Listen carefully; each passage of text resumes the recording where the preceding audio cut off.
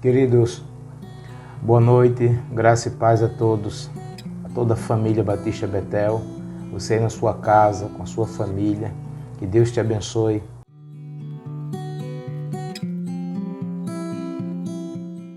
Quero compartilhar com você um texto da palavra do Senhor que se encontra em Romanos, no capítulo de número 7, o versículo de número 19, onde a palavra do Senhor ela nos diz assim: porque não faço o bem que prefiro, mas o mal que não quero, esse faço. Queridos, a palavra do Senhor, através desse homem chamado Paulo, o qual nós conhecemos, esse texto que Paulo fala conosco nessa noite é bastante conhecido. E talvez esse texto seja um aperitivo para aqueles que querem endossar o pecado, a iniquidade, ou viver uma vida banal ou uma vida baseada então na carnalidade. O homem que fala aqui não é um ímpio.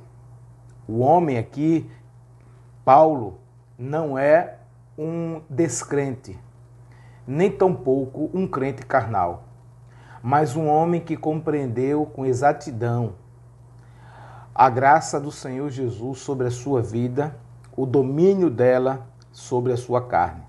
Portanto, essa noite nós queremos compartilhar com os amados irmãos vencendo uma batalha contra a mim mesmo. Temos muitas batalhas a travar, mas provavelmente uma das maiores, ou quem sabe uma das piores batalhas, é quando a gente então trava contra nós mesmos. E é sobre isso que nós iremos nos deter nessa noite. Então, queridos, vejam só. Como nós falamos, pelo contrário, o homem que escreve esse texto, o homem que diz isto aqui nesse texto, tem coisas que ele quer fazer, mas termina não fazendo. Tem coisas que ele não quer fazer e termina fazendo. Porque há uma luta muito grande, há uma batalha muito grande dentro dele. Não só dele, mas também dentro de nós. Mas olha o que iremos ver nesse texto, não só no versículo 19, porque a partir do versículo 15 até o 25 do capítulo 7 aos Romanos, Paulo então vai trazer esse paradoxo, né, entre estar vivendo um espírito em que a mente dele está dominada pelo que é correto, pela transformação, mas também os membros do seu corpo como que querendo dominar esse espírito de justiça, de compreensão, de exatidão de quem é Jesus Cristo, o qual ele um dia aceitou como Senhor e Salvador da sua vida. Então, queridos, olha o que é que Tiago, no capítulo 1, versículo 14, ele vai dizer em relação a essa briga, essa batalha de uma mente transformada e a um corpo que ainda também o pecado tenta dominar. Diz assim: ao contrário, cada um é tentado pela sua própria cobiça, pela sua própria mente, seu desejo. Quando esta o atrai e seduz, então a mente ou a cobiça, depois de haver concebido, dá à luz o pecado, e o pecado, uma vez consumado, gera a morte. A mente logo deseja o pecado quando é concebido, ou seja, o pecado quando é praticado, a partir da sua prática gera então, ou a consumação gera então a morte absoluta. Então, queridos, Paulo ele está dizendo aqui que há uma luta contra um pecado diariamente. E alguém que luta contra o pecado é alguém que não tem a sua mente dominada sobre ele. Mas aquele que sustenta o desejo, alimenta o desejo e que passa a pensar e querer executar o pecado, é aquele que não odeia o pecado, mas é aquele que tem o desejo de cometer o pecado. O que Paulo está dizendo aqui é que ele não ama o pecado, ele odeia o pecado. Há esse conhecimento dele, há esse sentimento dele, há essa vontade de estar sempre odiando o pecado. Por isso, então, ele diz que a mente dele é dominada pelo Senhor, mas os membros do seu corpo, como que desejados a ser dominados pela iniquidade ou pelo pecado. Então, Tiago ele vai dizer, quando o pecado vem, provavelmente, querer mexer na mente, ainda há uma possibilidade de não concepção ou não consumação do pecado não gera morte. Mas ele vai dizer, a partir do alimento, da alimentação do pecado na mente, e isso vai para a concepção, para a consumação, e a partir da consumação, então vem o que? A morte, a separação definitiva da presença de Deus, da intimidade com Deus. Queridos, então nós precisamos entender que há uma luta constante diária, uma batalha feroz dentro de nós. Estamos ainda nesse corpo, sujeito às paixões, sujeito ao pecado e à iniquidade. Precisamos então alimentar muito mais a lei do Espírito do que a lei da carne, a qual nós estaremos vendo também nessa mensagem, nesse tempo de hoje. Então vamos lá, queridos. O apóstolo Paulo diz que nós fomos transformados pela renovação da nossa mente. Isso é a chamada metanoia, é a transformação. Ela é o que vai realmente trazer a base de sustentação da nossa fé, da nossa permanência com Deus, da nossa pureza, da nossa busca pela pureza mais e mais, pela busca da nossa santidade, certo? Da nossa relação com Deus.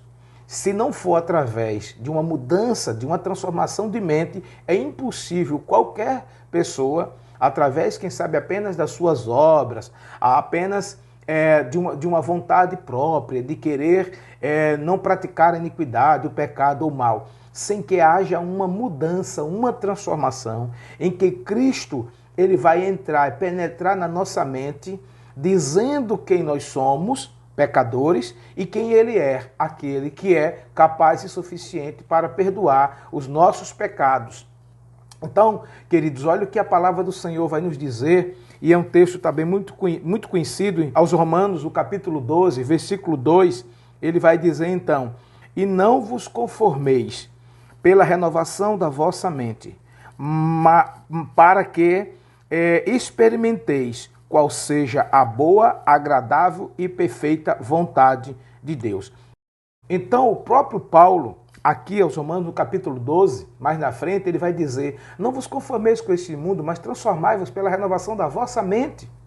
Para quê? Para que possa, então, experimentar o quê? Então, olha só, a renovação da nossa mente, a transformação da nossa mente, a metanoia, a mudança de compreensão que tínhamos antes do pecado, agora nós iremos experimentar qual é a boa, agradável e perfeita vontade de Deus. Então, aquele que tem uma mente transformada, ele tem um desejo incessante de aprender, de entender, de buscar, de experimentar, ou seja, a boa e não amar, a agradável, uma satisfação não carnal, mas uma agradável, uma satisfação, um momento de alegria, de prazer, de contentamento da perfeita vontade de Deus e não da imperfeita vontade da carne ou da imperfeita vontade dos membros do nosso corpo, que é o espírito da carne. Então Paulo ele está desde já dizendo que nós estamos transformados, porque o Espírito, ou a lei do Espírito, que é a sua graça, a graça de Jesus, a sua palavra, a sua presença, a lei do Espírito, ela agora está acima da lei da carne. Aqui Paulo ainda não está falando sobre as leis, aquelas leis cerimoniais, aquelas leis do Velho Testamento. Ele está falando sobre a lei do Espírito agora, a graça, aquela que transforma, que traz ao homem a experimentação da boa, agradável vontade do Senhor. Não mais agora um homem dominado pela lei da carne.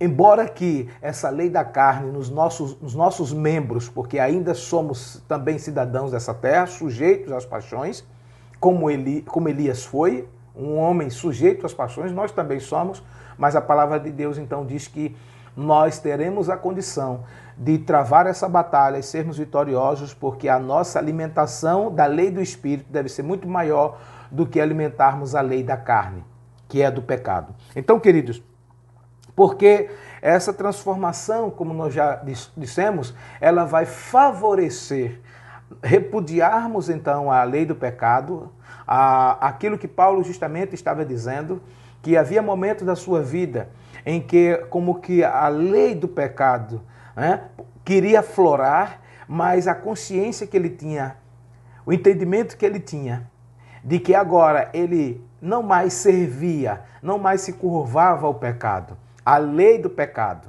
a lei da carne, mas a lei da graça, o Senhor, porque ele tinha experimentado isso, e é importante a gente entender que há uma grande possibilidade, muita mesmo, de podermos vencer as dificuldades da vida quando nós então experimentamos essa boa e agradável vontade do Senhor, porque ela é ela que vai nos nortear, é ela que vai nos direcionar, é ela que também vai esclarecer o que é bom e o que é ruim.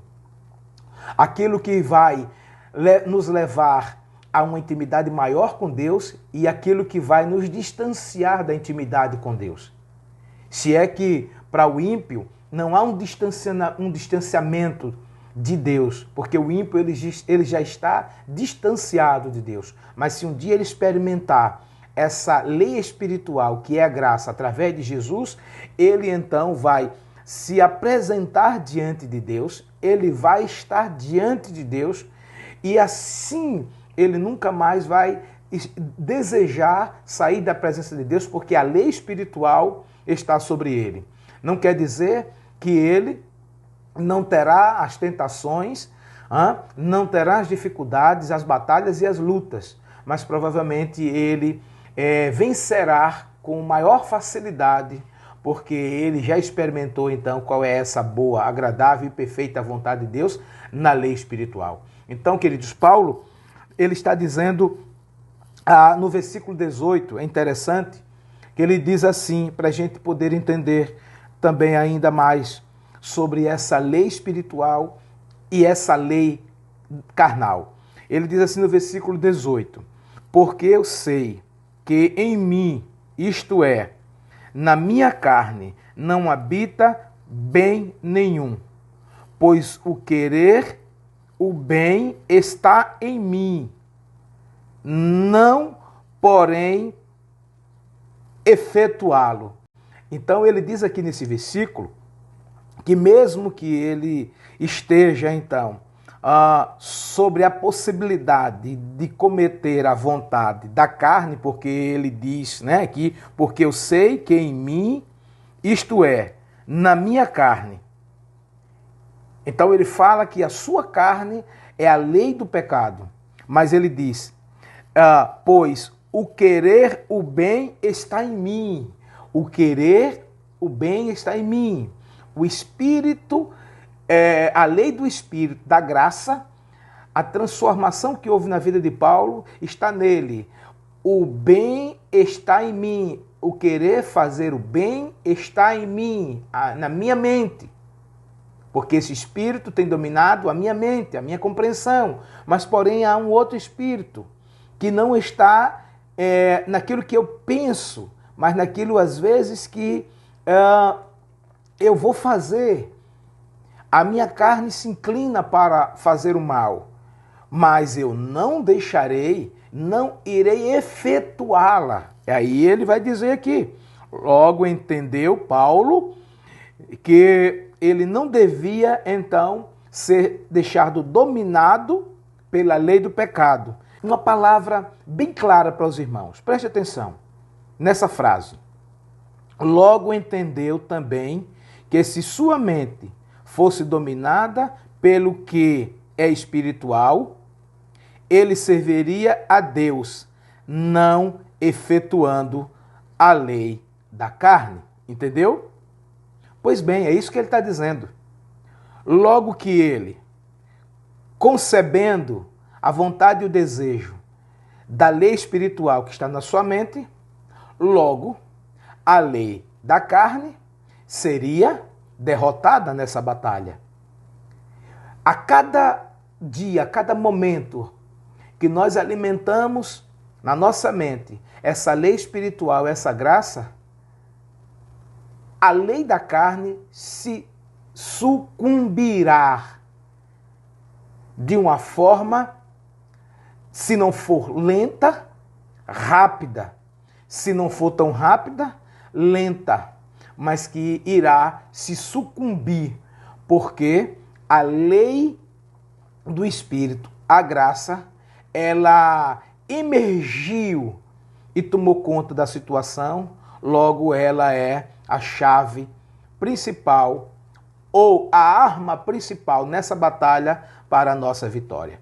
Queridos, isso não quer dizer que Paulo não estava sujeito à lei do pecado com sua carne. Estava sim, mas não se deixou levar por ela. Essas reações da carne poderiam vir como pensamentos e sentimentos que ele até pudesse ter, mas ele mesmo não se deixou levar por ela.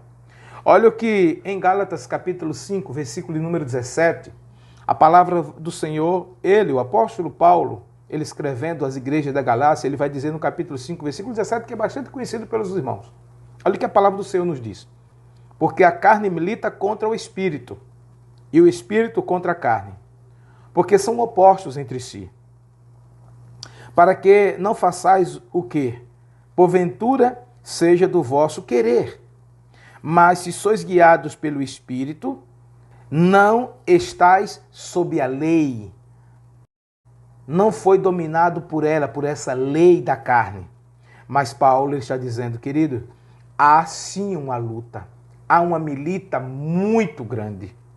Mas ele diz que se a nossa mente foi transformada, está aí então o segredo do grande sucesso, o segredo da grande vitória nessa batalha.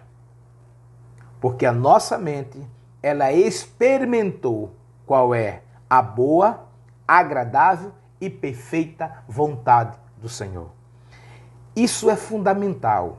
Uma mente transformada, ela experimentou qual é a boa, a perfeita e agradável vontade do Senhor. Esse é o segredo. Então, queridos, ainda o apóstolo Paulo, ele faz algumas afirmações, dizendo, como ele é, por exemplo, ele diz, miserável homem que sou, quem pode, então, me fazer fugir do corpo, né, dessa morte, da lei do pecado? Quem? Ele estava ciente de quanto estivesse naquele corpo, ninguém poderia, então, fazer com que ele entendesse. Não é que ele praticasse, que ele entendesse que ele ainda estava sujeito a cometer a iniquidade e o pecado, porque ele ainda estava naquele corpo. Mas não quer dizer, Paulo não está dizendo, que nós deveríamos se sujeitar a esse corpo. Mas estar no corpo não quer dizer dominado por ele. É isso que Paulo está querendo dizer no todo o capítulo 7 aos Romanos. E aí, amados, ele vai então dizer que como ele, porque essa é a ideia então agora, porque nós não estamos aqui para falar apenas de Paulo. Paulo é esse que traz para nós essa palavra de Deus, e ele é esse exemplo. Ele vai dizer lá em 1 Coríntios, capítulo 11, versículo 1, ele disse: sede meus imitadores, como eu sou de Cristo. Então, nós podemos imitar Paulo até nesse sentido. Podemos ver que Paulo, ele era o referencial de Cristo para nós.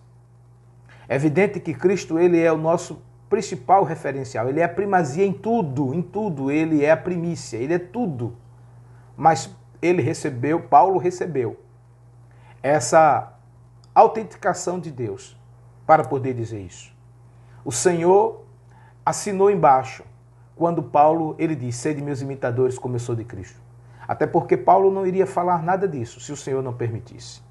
Então, como imitadores de Paulo, quando diz isso, que tudo aquilo que também ele passou, nós poderíamos passar, porque nós não somos diferentes.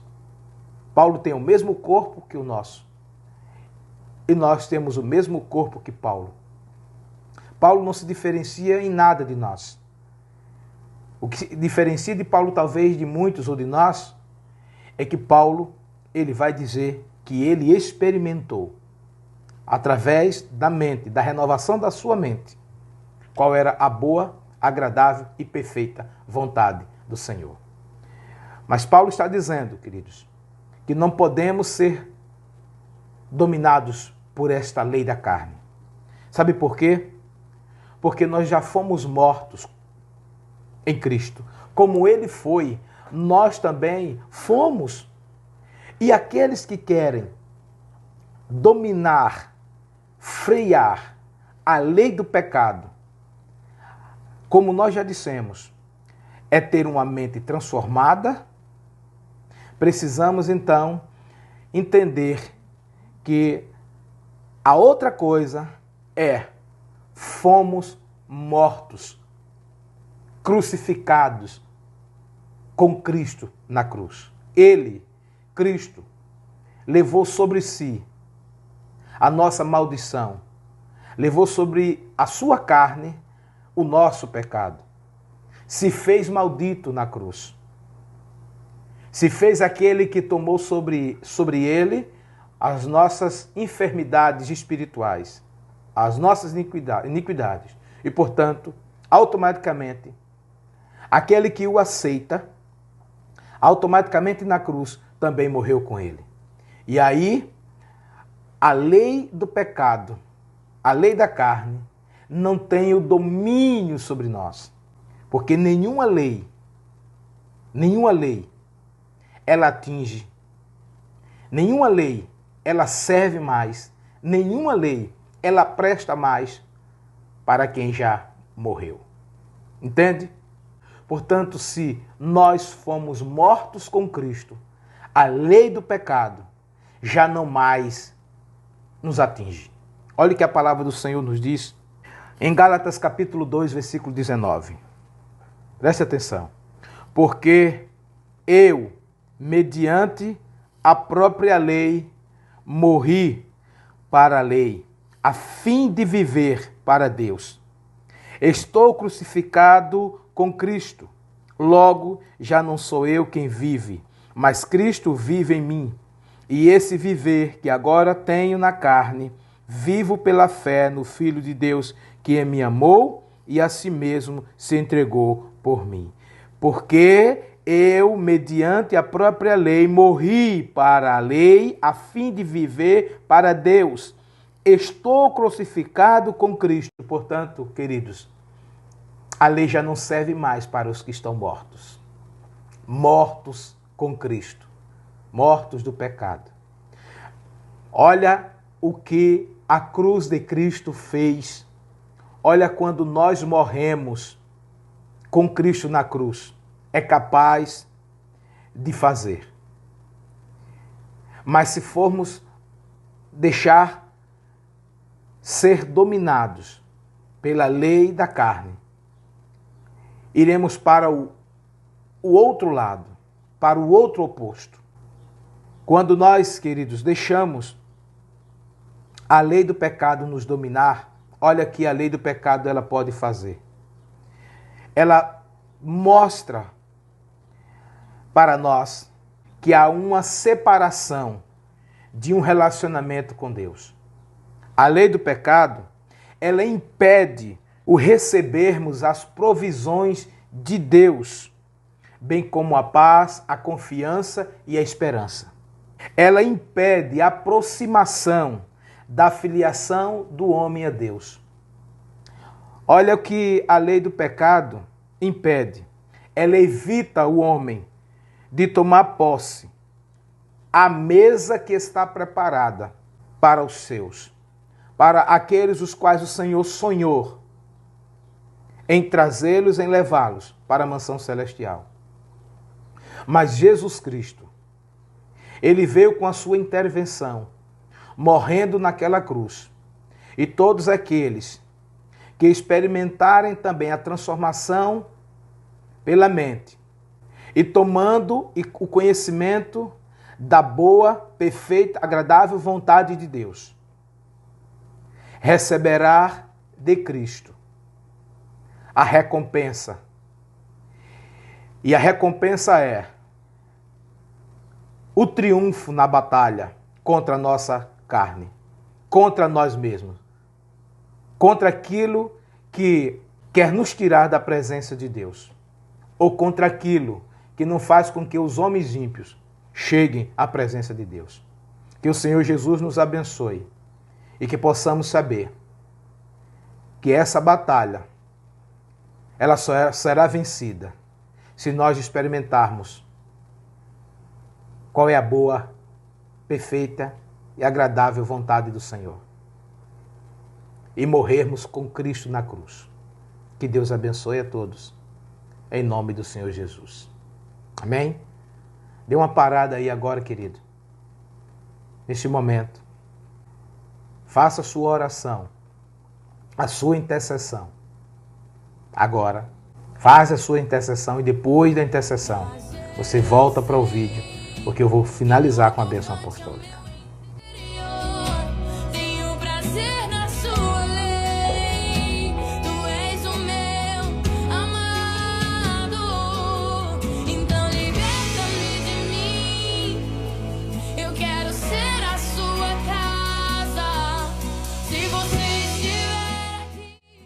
Que o amor de Deus Pai, a graça salvadora de Jesus Cristo, que a comunhão e as consolações do Espírito Santo de Deus esteja, Senhor, com o teu povo, não somente agora, mas para todos sempre. Dá-nos, Senhor, o restante dessa semana, uma semana ricamente abençoada na tua presença. E o anjo do Senhor continue acampado ao redor das nossas vidas, nos livrando e guardando de todo mal. Essa é a nossa oração que fazemos, em nome de Jesus. Um abraço a todos.